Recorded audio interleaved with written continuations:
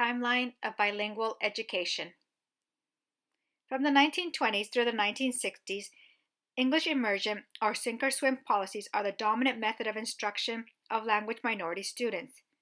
Few or no remedial services were available, and students were generally held at the same grade level until enough English was mastered to advance in subject areas. In 1963, success of a two-way bilingual program for Cuban refugee children in Dade County, Florida, inspired the implementation of similar programs elsewhere. In 1964, the Civil Rights Act, Title VI, prohibits discrimination on the basis of race, color, or national origin in the operation of all federally assisted programs. In 1966, the organization TESOL, Teachers of English to Speakers of Other Languages, was created out of concern over the lack of a single, all-inclusive professional organization that might bring together teachers and administrators at all educational levels, with an interest in teaching English to speakers of other languages. In 1968, the Bilingual Education Act, Title VII of Elementary and Secondary Education, establishes federal policy for bilingual education for economically disadvantaged language minority students, allocates funds for innovative programs, and recognizes the unique educational disadvantages faced by non-English speaking students. In 1978, amendments to Title VII emphasized the strictly transitional nature of native language instruction, expanded eligibility to students who are limited English proficient, and permitted enrollment of English-speaking students in bilingual programs.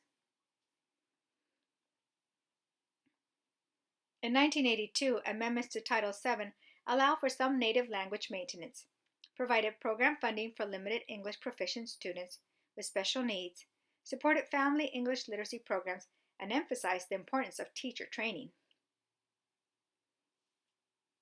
In 1984, the Bilingual Education Act was further modified. The amendments enacted during this time served to do the following: increase the flexibility in the implementation of programs for limited English proficient students by providing school districts with more autonomy and independence in deciding how these students should be taught. It allowed school districts to apply for funding for different innovative programs that best met the needs of their students. In 1988, amendments to Title VII included increased funding to state education agencies, expanded funding for special alternative programs where only English is used, established a 3-year limit on the participation in most Title VII programs, and created fellowship programs for professional training. This act included several changes from previous amendments that reflected the current emphasis on the diversity of limited English proficient students and approaches to their education. In 2001, the No Child Left Behind Act was reauthorization of the Elementary and Secondary Education Act of 1965. It appropriates funds to states to improve the education of limited English proficient students by assisting children to learn English and meet challenging state academic content and student academic achievement standards.